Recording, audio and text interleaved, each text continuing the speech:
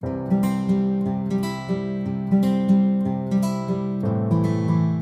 first flow that we're going through today will be blue sheets. So I've just sent that in the chat there. What we've tried to do is we've selected a range of different websites and different kinds of flows, so you can get more of a perspective on the different ways you can construct one and what works. So thanks a lot, Kay, for this introduction.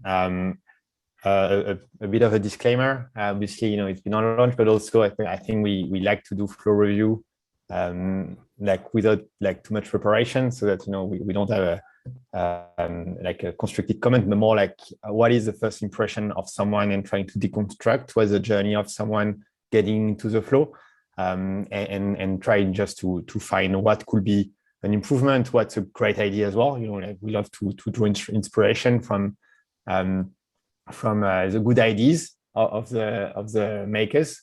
And so, yeah, I'm going to go through that. And I don't know the product, I don't know the company.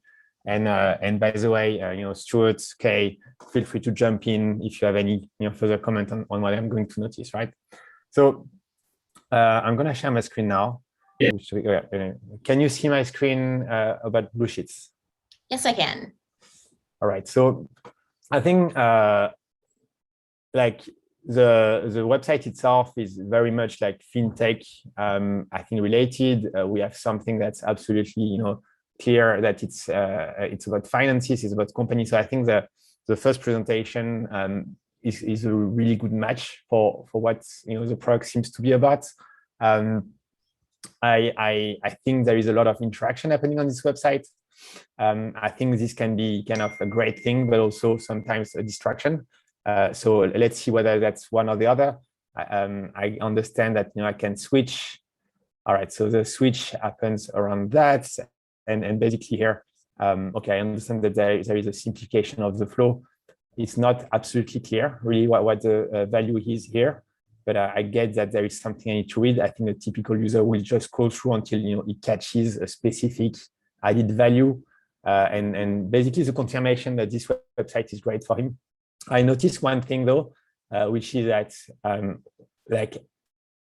there was a call to action at the start, but here I'm without a call to action until there, and then I get started here again. A small difference on the get started or get started free that can be confusing. I think it's not too far away, but I think having unified call to action really helps customers find their fit in terms of what is the next step.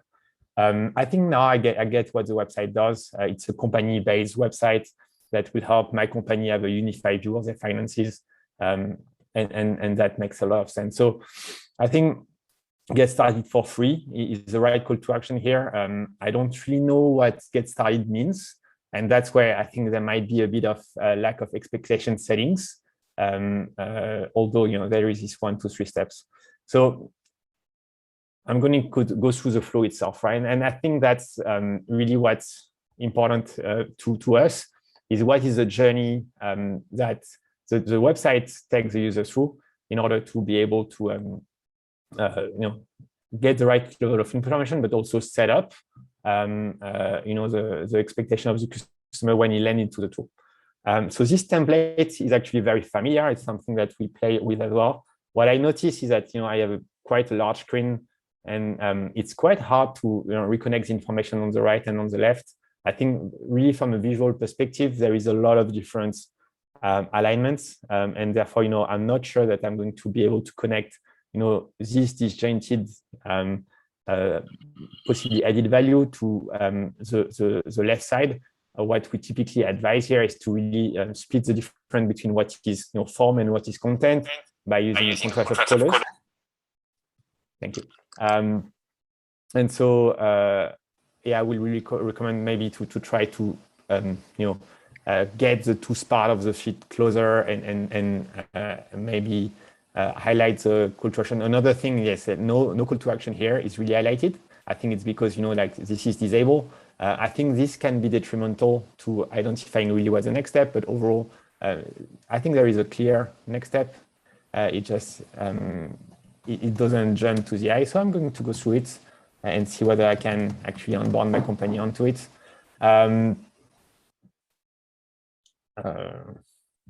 let's generate a password here, and then sign up in 2 steps. Okay. All right, so the app takes me right into the sign up takes me right into the app. I get a model to refine this information. This is actually really, I think, advanced as an onboarding. I like the fact that I can see that I'm already in the app, but that I'm trying to get further information so that my interface becomes customized. I'm not really sure though that yet we've collected any critical information about me, but the essential. And I'm kind of wondering whether I'm going to have a customized experience or just an onboarding. I'm going to skip this step, and then okay. So all right, I think, and I'm going to stop here in terms of website to onboarding. I'm just going to comment on the fact that when I'm landing on this page, there is already a lot for me to do. There is a lot of black buttons and call to actions. The issue is that nothing on the way to this interface has led me to really understand what was going to happen to me. And I was under the impression that I was going to import my data from the 1, 2, 3 on the website, but here, like the call to action is like create forwarding email, set it up, set them up, send invitation. So I really think that the whole onboarding could benefit from a more guided approach. Hi, Guillaume. Sorry, we've just got a question in the chat for you. Do you mind zooming in slightly more on this page? Oh, yeah, for sure. Okay, I'm going to do something. Maybe it's going to work better. I'm going to share again in a second. I'm just going to share on a smaller screen.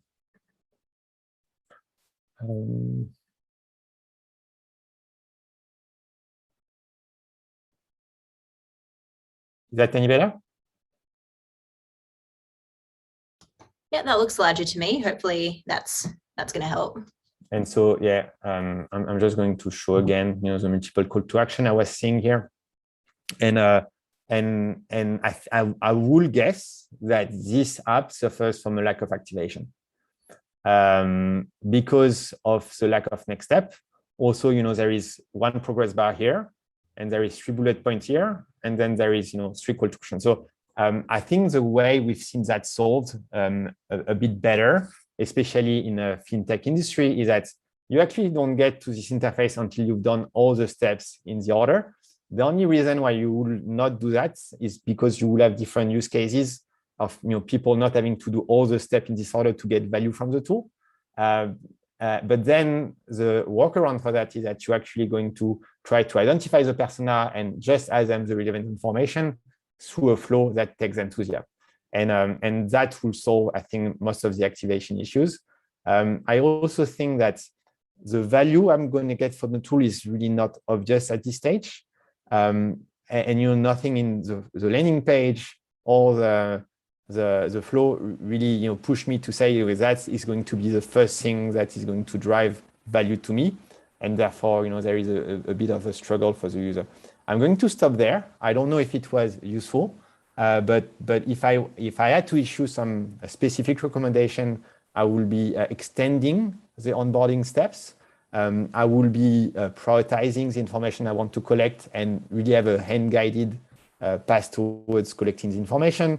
And I will, if there is different type of persona, really try to identify the persona earlier in the funnel so that I make sure that I ask the right information while highlighting the value at every step of the onboarding funnel. I'm happy to open that to questions or comments. Yeah, we can just, if you've got any questions, please post them in the chat now and we'll allocate some time for it. But after that, what we will do is we're actually going to run through the Upflowy app and show you how a company like Blue Sheets can actually use the Upflowy app to make that flow process look very seamlessly like their website as well. So if you've got any questions about this flow in particular, let's just take a few minutes to post that in the Zoom chat and I can read them out for Guillaume. Do you mind asking if the founder or marketer of this app is actually in the room? Yeah. Okay. Glad that we really did anyway. I'm gonna stop sharing now. No worries.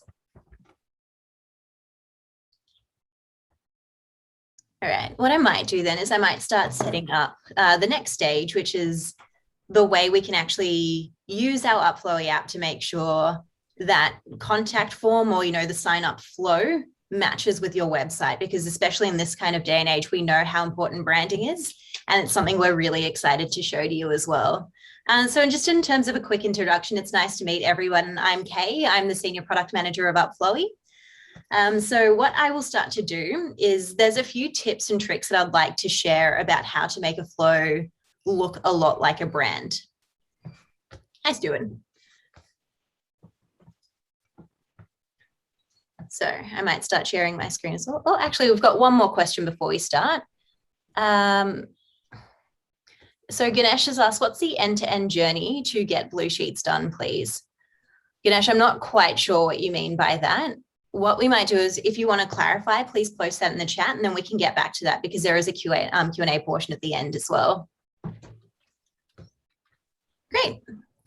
Okay, so I'll get started in terms of how to structure, how to design a flow in the way that we would recommend. So the good news is about most brands is they've got their own style guides that you can use. There's often a primary color, a secondary color, a primary font, a secondary font, and so on and so forth. So usually in a business, you'll have very clear guidelines of what you want to see for every part of your website. And what I'll do now is I'll share my screen and show you how you can achieve that through our app. So Guillaume and Stuart, if you can, just give me a thumbs up if you can see my screen here.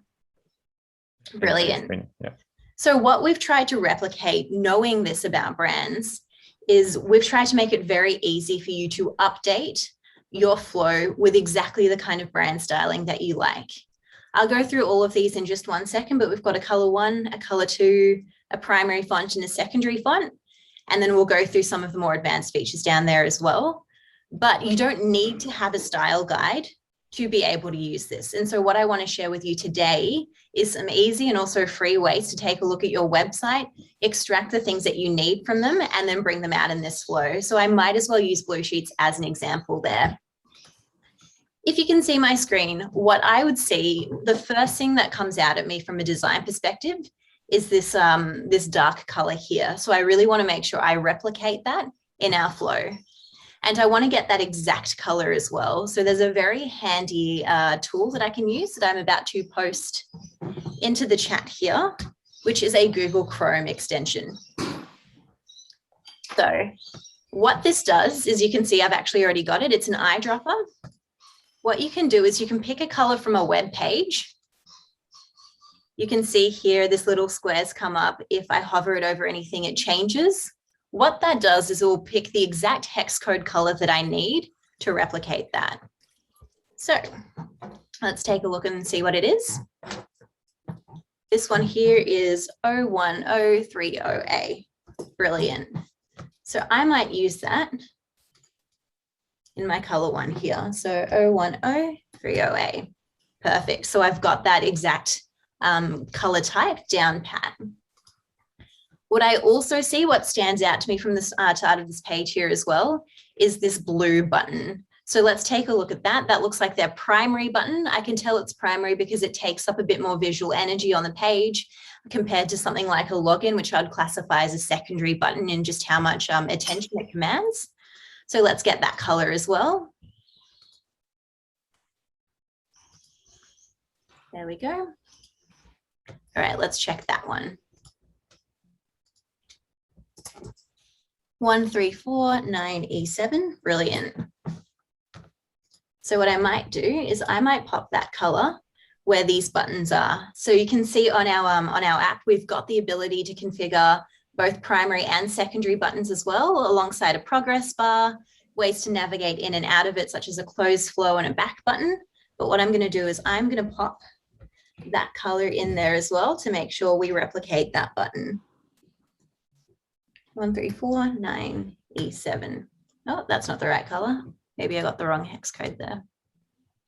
134. Ah, it's a 2. That's why brilliant. That's the color I was looking for. I might change the primary border to the same color just to have a bit of consistency. I'll do the same thing with the secondary button. So even with just a few of these pops of color, we're starting to align with the brand a lot more than we were previously. And so that's obviously something we're really excited about. But let's go to the next step as well. It's not just about the colors, it's also about the fonts. So this time what I'm going to do is I'm going to see what font they're using and whether I can replicate it in Upflowy or find something very similar to maintain that brand consistency. So this time, my handy little tip here is to use the inspect tool. What that is you press, right click or control and go into inspect. You'll see this handy little bar pop up on the right or maybe on the bottom, depending on how your computer's configured.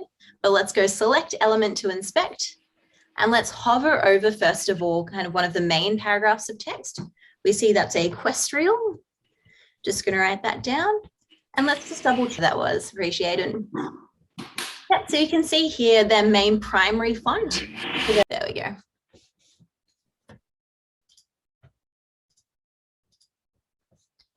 All right, so as you can see here, their main primary font for the big announcements they want to make is this font here, Equestrial. Anything below that is in Lato. So that's great. I've got my primary and my secondary font here that I can add in. And I can see here the buttons are also using that primary font, which is great to know. So let's pop them in. For that primary font, I'm going to choose Equestrial. Great. And then for this one, I can choose Lato. Wonderful. And now that I'm at the buttons, you can see primary font has already been selected. We've got the size of the button we want, and we can also change it from bold to regular if we like, depending on the font that we've got. So we've got the main basics down. We can change the colors to suit our brand. We can choose the fonts to suit our brand. And on top of that, we've got the buttons all set up. What I might do is I might use the same color to really make the text pop. So what I'm going to do now is go down to typography, and I'm going to change those as well. So they're going to be that consistent brand color. And then I might also change the link color to that blue color as well. So no matter what you put on this flow in terms of design, it's going to align with that brand color of your own website. Right. Amazing. I know I'm quite conscious of time, so I just wanted to check in with Guillaume and Stuart. Yeah, I think it's a good, great demonstration. Thanks, Kay, and maybe you can. No worries. Yeah. In that case, I will swing it back to you, Guillaume, and I will get up our next flow review as well. And again, if anyone has any questions about anything, we're more than happy to answer them at the end as well. So please pop them through on the chat and we can answer them. Great. Okay, so we've got a bit of a change from FinTech in this next flow, which is petsy.com.au. So I'm also sending that website through in the chat so everyone can access it. All right. Amazing. Thank you so much, Kay. No worries. All right, so let's try to mix it up a little, and so we are definitely on something different here. I'm gonna the screen actually. I'm gonna share this beautiful and colorful screen about pet insurance. Okay, so from the get-go, I think insurance flows are always very interesting to review because they are very close to the new D2C model, where you try to you have a limited number of products to sell, and you try to refine the experience to this product to make sure that the user doesn't have to make much choices. So there are always one of the most well-crafted flows that we can find at this stage, day and age in the market, and I'm quite excited to get started. You can see my screen, right, Kay? Yep, yeah, sure perfect, can. Thanks. All right, so very bright brand, very consistent brand from the get-go, very smart touch that align with the brand. I think these websites can almost could be a single header website and drive conversion. I'm just going to look out for what they want us to focus on. I love the fact that they kind of narrow down on their audience from the get-go, saying like basically, if I scroll even just once, I'm going to see whether I'm in the target market or not. And typically, it seems to be cat focused here. It's in dog focus as well. So I think it just like makes my life very easy in terms of knowing whether I'm in the right target market or not. What if I have a hamster, for example? That might be the situation that is not covered. I don't know. And then, very, very standard website here, like awareness raising and a bit of humor at the end. All right, so I love it. So I think this all calls for one call to action. I'm quite surprised that this call to action is not kind of reflected in the same quality in terms of API, and also that's all right. So there is something happening here that you seem to have a main flow that is irrelevant of what you pick, and then there is a more kind of customized flow where that is going to narrow down a specific use case. I'm very interested to see whether they are the same or not. So I'm going to start with the main one and see how they handle targeted conversion. And all right. So a very typical insurance level. I think what we're going to see is that they have 3 main steps, but inside each of the steps there are like many more. And so they do that typically for giving the feeling of a shortened funnel, while you still have maybe like eight questions to get there. So I have a dog or a cat. Great that it's very clear from the get-go. I think these typical questions are great because if you are a dog or a cat owner, you know that in the right place. If you're not, then you're gonna leave instantly, which improves the conversion, which improves the hand holding. You could have the same flow from an insurance partner for pets that doesn't specify that, and then they will waste a lot of energy on the wrong pet owners. All right, this question, it's really something that I love. I want to just bring an example that I really like. So I don't know if you guys know about Casper, a mattress selling company in the US, and one of the big innovations that increased their conversion early on was not to ask whether people liked they were warm or cold during their sleep. They were asking do you put your feet out of the blanket or not, which was very concrete, and everyone could answer this question. And I think that was a great way to say, look, we are the specialist of that. And here they say, look, we're asking for your dog's name because we know it's important to you. And if I click cat, and we ask for my cat name. So I don't know, I will call them something. Better breed is, I'm not good at them. I'm going to go for dogs. I'm a bit better. I'm going to write it in French. I have a birth date. That's interesting. What if, and that's my birth date. What if the birth date is not something I know by heart? That might be a conversion drop factor. Also, I think that's quite interesting, to engage to the pet owner at this level. I do think that this is that might create some conversion issue if you have to open your like pet passport and check it up, and you might not even know, right? And then I can add natural pets and about myself. So this typically for me is actually longer than I would expect for this type of flow. Why? Because you want to capture that.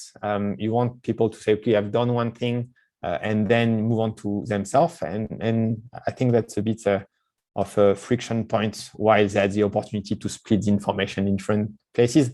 A typical rule of thumb is to not have more than 4 to 5 questions. The main reason is exactly that. It's like when I land here, I'm quite comfortable with having to answer these 4 or 5 questions because they fit in my my browser. But and then I that kind of brings a deceptive feeling to me that I need to scroll more and get more, and I really think that can hurt conversion as well. That's where I live. I don't have a promo code, and weirdly enough, the email address is the only field that is not mandatory apart from the promo code. And I think that's a very interesting choice. My assumption is that the people that I'm optimizing that flow realize that email might be a drop reason, and that's why they didn't make it mandatory. In the same time, you lose a lot of the value if you cannot really engage with these users. So what I would do is basically put it as a separate step, or put it up front, or but not at the end of the form and a non-mandatory field. I think that's a unusual feeling, which is never good when talking about flow. You want people to feel comfortable about, the space evolving. And so I'm not going to put my email address out of curiosity. And all right, okay. All right, so I think that's where we get into more, friction. And what I love about, getting into the depth of that is that although the form looks great, the conversion should be great, these friction points are huge. I've entered a breed that is invalid, but it's not a drop down. So how can I know really what is the right breed? What if I, do a typo? I think that might be, a reason for maybe a 10-15% drop, which is absolutely surprising. I'm going to click on the eye, 3 more characters of your pet breed and then say breed, but it doesn't let me, right? So can someone suggest something that will be a relevant? All right, okay, I think that, yeah, that wasn't great. And there is definitely something. All right, this is another one. So I don't know if you guys can see, but basically the date itself is not valid because my pet is too old, because it's as old as I am, which makes sense. But in some ways, I will put that as a result, not as a validation rule. I would say your pet is too old because he's more than 5 years old, and therefore we cannot deliver an insurance to him, rather than make that a friction point, because that becomes like instantly a negative experience rather than to be a peaceful outcome to a process. So I'm going to say, it's much younger. And please stop me. Sorry to interrupt, Guillaume. Yeah. I'll just say on this one as well. When you have questions like this, and I can see it's only 5 years old, and like 5 years old is not a very old pet. Like I'd say a lot of people have a 10, 12-year-old pet, 7-year-old pet. If that's like, that should be one of the first questions, or it should be like a pre-qualified before going through a flow as well. Like, yeah. If it's going to, like, I'd just be really annoyed about a service if I got halfway through it or got to this and it's like, oh, this is like I'm 10 questions in and I've been asked something that I can't get past. So definitely put any question that would ever block the further process to stop it and be like, we're really sorry. We'll let you know. We'll contact you as soon as it's available to you. So, and that brings a very good point, which is kind of an internal methodology we have here when we help people design flows, is that we break down kind of the flow of information into 4, right? The first layer of information you want to capture, and you want to capture them, get them into your system before you ask anything else, is what constitutes the essential part of the lead. Is it an email address? Is it an email address and a phone number? Is it a first name and an email address? What is going to guarantee that you can re-engage with this person? The second part of information is what we call the filtering questions, is the question that are going to help you decide whether this customer is the right one for you or not, and in which journey it needs to be put on. And it's so important because then, you're going to change the way you talk to them, you're going to change the outcome. And I think doing that early on manages expectations and guarantees that I'm not going to engage with you if I'm going to be disappointed 3 minutes later. And, that's not going to convince me to refer someone else to like a pet owner with a younger pet because I was disappointed. And then third will be kind of what we call qualification, is like how to speak the same language. And the last one are kind of the nice to have questions. So definitely, I think here an issue of prioritization. I'm still not good enough because I don't know how to count. Let's say that's good enough.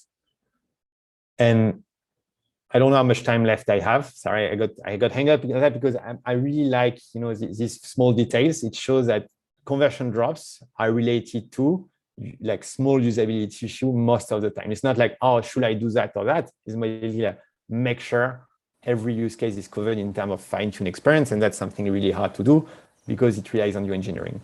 And then here, I'm more into what I will expect. I think a lot of the information that was collected before might not be used in that step, which begs to the question of engagement versus friction versus qualification. So I'm going to maybe click on one button here and see where it takes me, but I'm pretty sure that we've done the flow. The only thing I'm surprised about is that I haven't given an email address, and I'm really wondering when they're going to capture it.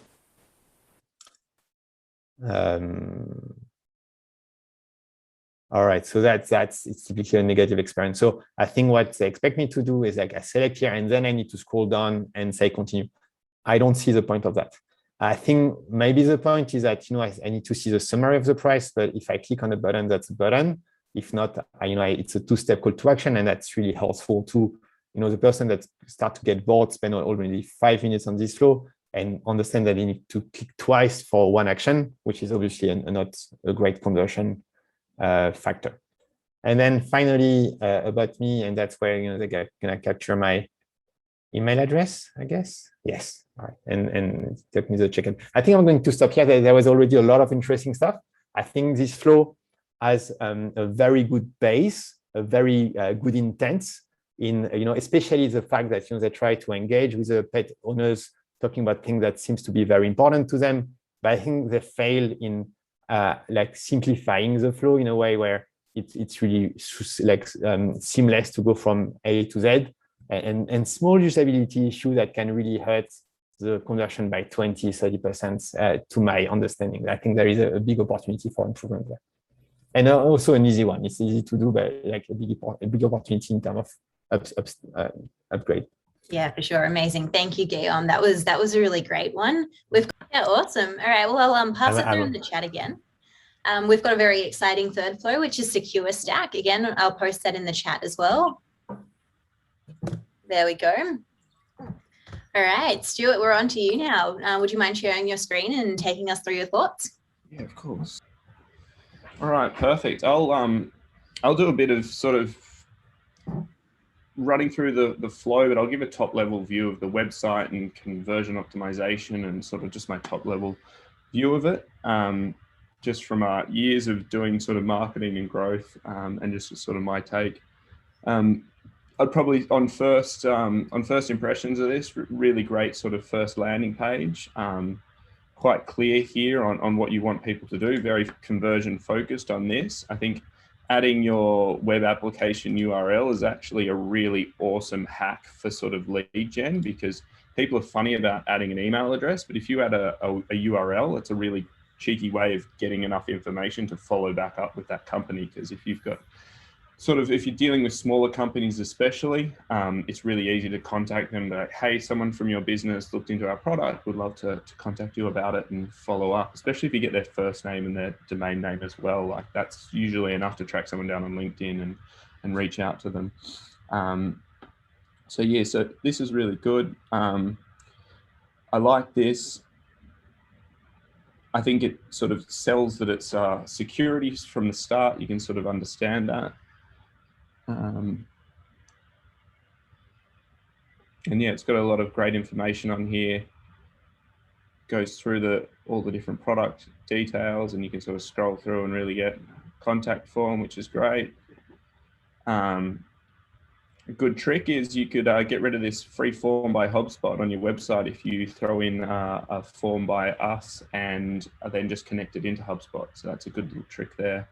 And I like this this get a free scan button. I'd probably say you'd fill that in and make it red and make it a bit more contrasty, just to make it pop a little bit more. So yeah, so I'll go through this one and I'll analyze this. I'd probably say with this, it's very big and it sort of takes up the whole screen, and I'm not really sure what's my next step. Am I supposed to click something under here? Oh, there we go. Yeah, I'd definitely try and fix this. I don't think I can even click the OK button. Yeah, so definitely get that fixed so it's a bit smaller and cover it off. I don't know if that's intentional. Yeah, and definitely have this OK call to action being a prominent, interaction. And I would even say there is ways to celebrate, kind of, like try to bring some joy into your flows by, making it a good experience to accept something like this. If not, this was a rather negative experience. So I think there is a lot of opportunity here. And is this I'm just going to check if it's the same, yeah, destination that goes to, yep. So they both go to the same place. So while this is sniffing, I might just have I might add just something on the loading. if you don't mind, is just like loading can be a great moment to bring in information. So while the animation is great, I think that's why, you could say things like, checking, the folder structure of your website, and bring very specific information about your added value so that you can convince me even more that what you're doing is super legit. Yeah, I think all of these as well, like what Bloodhound does, like we've got 1, 2, 3, 4, 5, 6, 7, 8, yeah, like 15, 20 points here. This could just be running through all of these points here. It could be, decompressing website, checking components, monitoring your code. We could be finding that. It could be selling all of these things that it's doing in the background. While we wait for that one to go. I'd probably say here on the top navigation as well, we've got who we are, latest news, and contact us. But you've kind of got a lot of information about like an explainer video. I think explainer video is always good here. So this could be a play icon, and you click on that and it'll pop the video up so people can see there's a play icon and click away just here. And if you look at our new Upflowy site, you can see I've used that spot there for a video. We haven't actually made it clickable yet, but we want to focus people to get them over to our product hunt page. So that's the reason for that at the moment.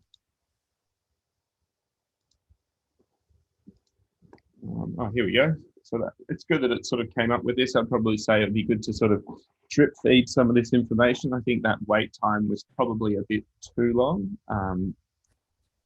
And yeah, good to see that it's bringing back some information here. It'd be interesting to find out sort of higher percentage of similar companies that have this. That's quite good to see that it's sort of sitting us. It'd be good to sort of see this visually, I would say, as well. So you can see where we sit versus the average, which is a nice way of putting it. I'd say as well, while you're waiting for that form to process, while you're selling information as well, that'll be a great opportunity to collect a bit more information about the person who's waiting, what their business does, all of these sort of things. And again, I'm stuck at this one. Oh, I can kind of just get that button to work. Right, all right. Yeah. Cool. Well, I think I might move on to the next one in the efforts of time, just while we sort of wait for this. I'm just maybe going a small suggestion, which is that, when you were showing the report, I think the call to action for seeing the full report was there, but I didn't really know what was missing from the report. And I think showing in a more evident manner that there is more value in the full report will trigger more click on the call to action. Yeah, most certainly. I think it's good as well, like that view full report. That's the perfect spot to be like, hey, can I grab your email? Can I get permission to market to you? Yeah. All right. So for the fourth review, we've got Rentr. I'm not sure if I'm pronouncing that right, or Rentr. So I think with this one, starting off, I'd probably say always consider with every design and layout what's within the fold. It's great to see this, but I think, yeah, the main call to action actually falls outside the fold for my screen resolution. Another good thing to always do as well is check how it looks on a mobile. So it actually looks a bit better on a mobile. But yeah, on a small desktop screen, you kind of cut this off.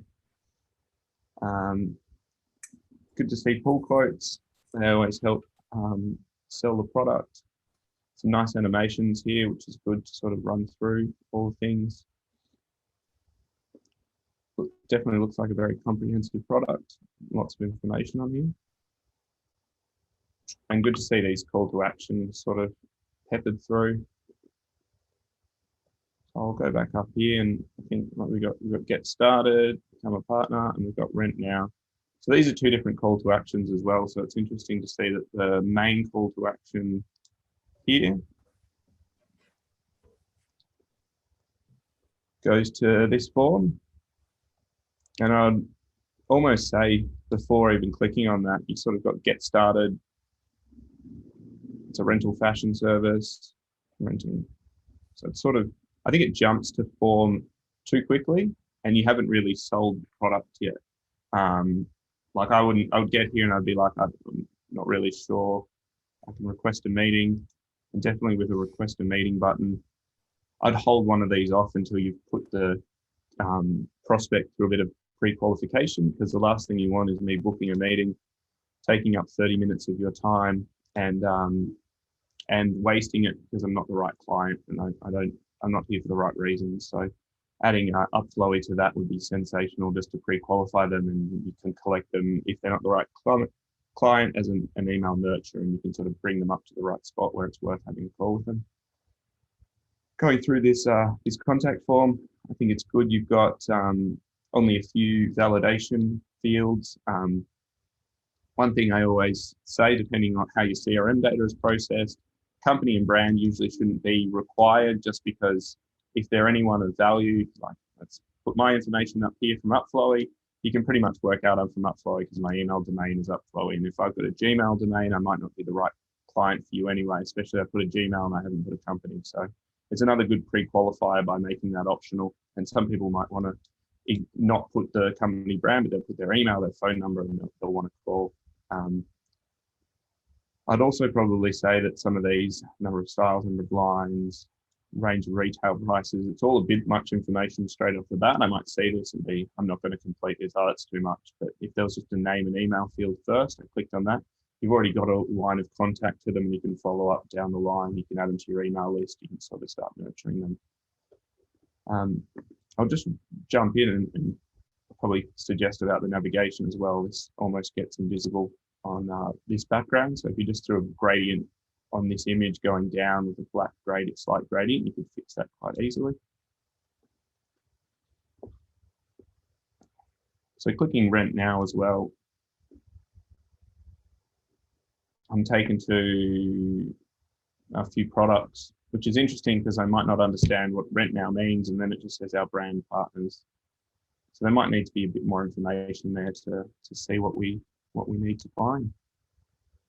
Guillaume, any other comments for you about No, actually, it will be I think what you said about the form made a lot of sense to me, especially with access to a booking form and the kind of cost of that for the operation of the company. And I think it could be a great segue maybe for Kay to introduce a bit how, I would like do some conditional logic and integrate something like a Calendly. Yeah, definitely. Yeah, absolutely.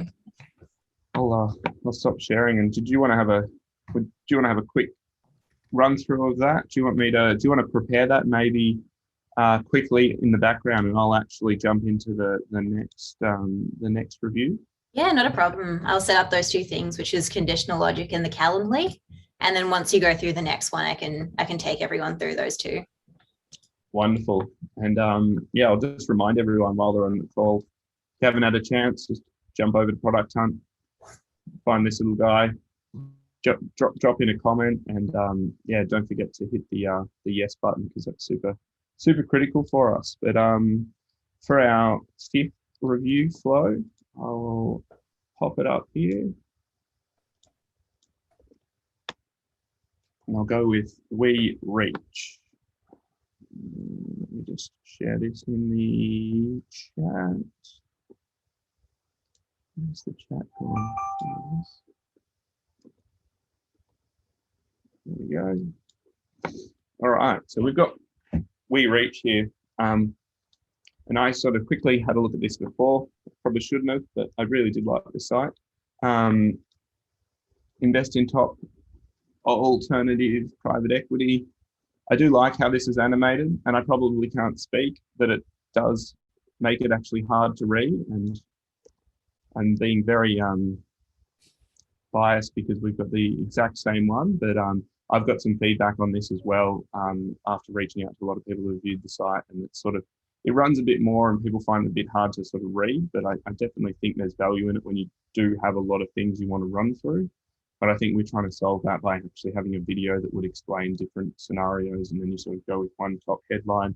Makes it a bit easier to split test your homepage as well and test different titles. I love seeing this. It's a very clear directive action on this. There's one thing to do here. So you don't get distracted, you just join the waitlist. Simple navigation, which is good. Good to cover these main ones. Loving seeing a nice introduction video here as well. And I'd probably say with these videos as well, like you've got all this space up here to even if you can't put the video up here, you can put like a visual of it and the click could just be an anchor down to here that runs through it. Early Bird supporter questionnaire. This is interesting to see, and I'll probably come back to this questionnaire a bit later. Some case studies and proof and quotes, they're always really good. I'd say with these as well, adding a headshot makes a huge amount of difference with the credibility of these, because otherwise they're just names and now they're faces. And also throwing logos if you can, if some of these do have companies that you can reveal, but looking at the names, I think they're all a bit private. And again, it's really hard to get these to let you use their brand name, but without it, they lose a lot of credibility. So it's kind of like that could be any Carmen fund manager. There's not even a last name, so you can't even fact check that or give them a link to LinkedIn to prove who they are. This is a great little call to action here to go through, and I think that goes to a form. Really nice design here. I like this imagery. Quick example of the platform, which is really nice and good to have that animated and visual. I'd probably make it a bit more like I'd scroll through things and click and you can see going through different parts instead of just those quick frame changes. Like to see that there's focus towards Australia here. That's always good to see, especially if that's your target market. Overall, yeah, really good sites, looking really good. Cool. Maybe just add one thing, which is that there might be like a lack of call to actions that are constantly visible. And there may be like 3 or 4 through the website, and I think there are actually like 2 or 3 different call to action as well. Like the questionnaire, the get involved now, and the email plus button. And I think it will like benefit from maybe a sticky call to action somewhere. Having one up here, big bold. I think the psychological reason for that might be that basically people see one call to action, they know it's here, and then they're gonna be looking for more information before committing, right? And as soon as I get enough information, you want to make sure that they see where to click, and they don't have to this extra step of where was the button, which is detrimental to conversion. I'd just sort of bring back our website. You'll see that we've just thrown call to actions on every section, so you can never be too far. We've got one at the top as well, but you never want someone to be too far from a call to action. So we've got try for free, see how it flows. Can you also show the mobile version of it, please? We've taken off that. Okay. That one, but we've got these around as well, so you can really sort of see that popping up. But yeah, jumping back here, like the opportunity for call to actions here at the bottom of each section as well. Even if they're all going to the same place, it means once they read one, they're ready to commit, they can go to that. But just filling out this join waitlist, click on it. I like that it's sort of, you're already added and there's a message here. That's really good. But I think that's a good engaged state to go to the next stage. Someone's engaged, they're ready to give you information, they're ready to go to the next phase, and then you can sort of jump in. And I noticed that you had a questionnaire down here. So once they've clicked this, they've added that, you should be able to go straight into a questionnaire. And that should launch straight off the back of this. And Upflowy does that perfectly. We can grab the contents of this form, you can click that, that'll send the data to where it's going in the waitlist, and then we can power this then questionnaire. So, and just sort of going through this questionnaire. And the thing with Google Forms is it's great, easy to launch scenario, and it goes straight into a spreadsheet, which is very handy data to use. But it is a bit clunky, and the design of it doesn't look that great. It's great to see that you've customized it with some branding here and some colors, but again, it's a very stock standard staple process. And also you have this issue of redirecting to another URL, which means that you lose the tracking of the user completely. and therefore, it gets out of brand, and yeah, that's definitely, will impact the granularity of the data you collect.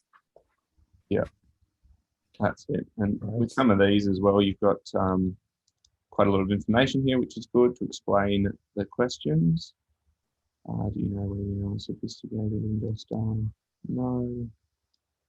And again, this is obviously very specific to the industry, but they are quite complicated questions. But I'm sure that they need to be like that for a reason. And yeah, you need to collect this information.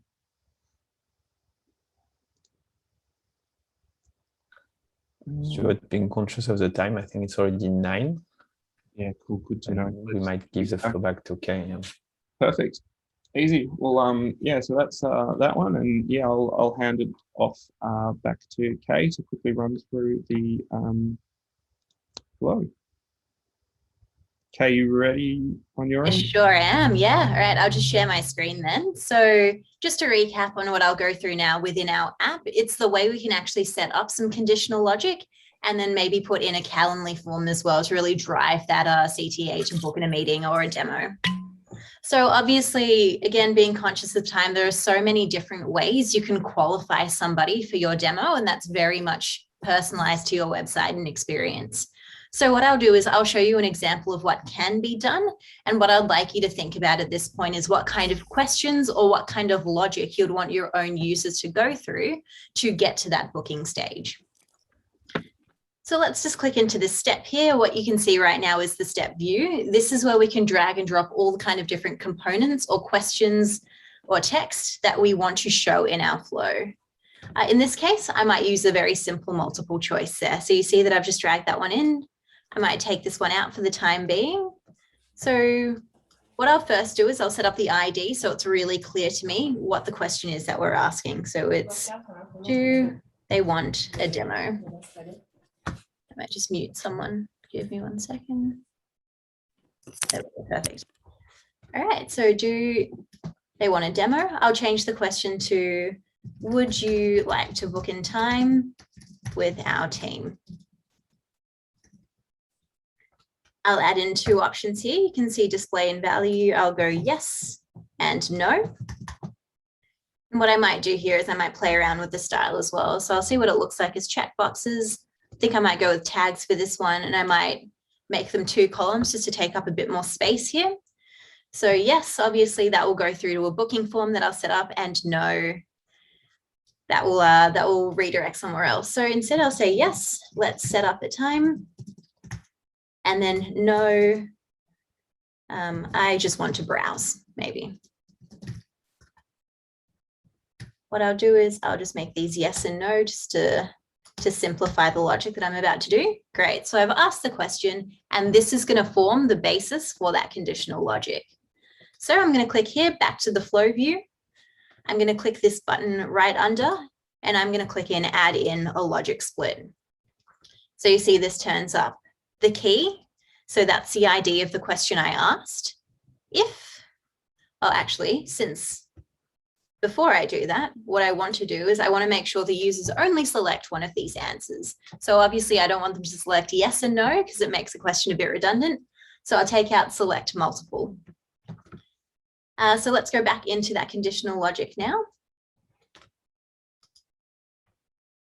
and add in that logic split. So if they want a demo, if that equals yes, let's set up a time. And then you can see what's happened here after I've saved that is 2 different paths have formed. There's the if statement, which is the logic split that I've just created.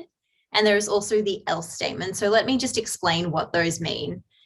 Basically, any user, if they fulfill the criteria that we set up here, in this case, if they've selected yes, this left path is the one that they'll go down. The else statement is if they have not fulfilled that criteria, that's where they'll go. All right, so let's go through this one first. This is where they've selected yes, I absolutely want to book in a demo. I might put in some text here that says, great news, we're looking to hear from you. Please find a time that suits you below. Great. So what I'm going to do now is I'm going to set up my Calendly link within my flow. So I've got Calendly set up here. If you've got an account, this is the way you can get the right kind of code snippet to add into your website. So I've got my 30-minute meeting. I'm going to click on share. After that, I'm going to go add to website and then embed inline. So there's a few steps to get there, but that's basically the right way to make sure it pops up nicely within your flow. And I'll click continue. And then this code snippet will appear, and that's what I want to get. So I'll click copy code here. Great. Once I've got that, I'm going to go back to my step editor, and I'm just going to scroll down until you see this embedded content component here.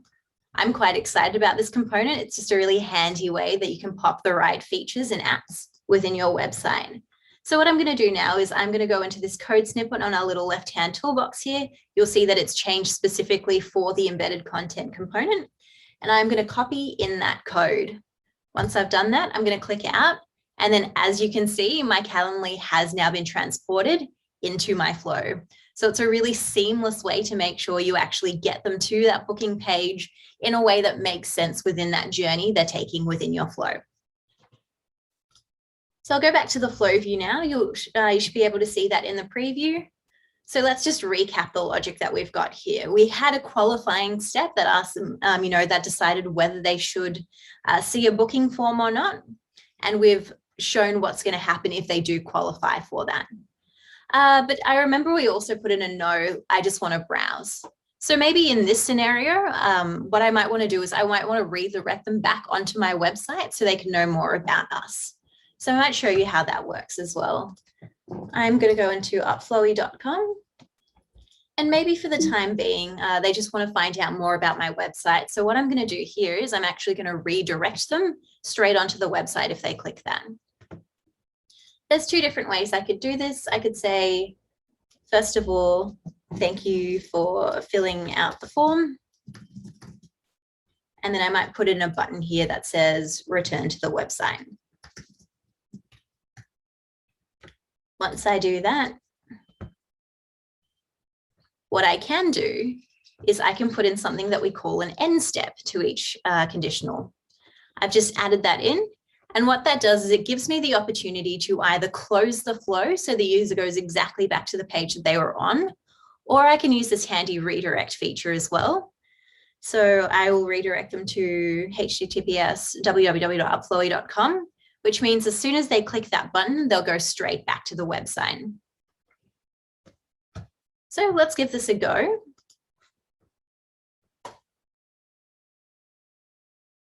Would you like to book in our time with our team? Let's click yes, and let's send it. So we've gone on to that next step, and you can see, as you can see there, we've got that booking form, which is awesome. I've also, let's go to the other one as well, so we can see that journey. Oh, I'll just press back here.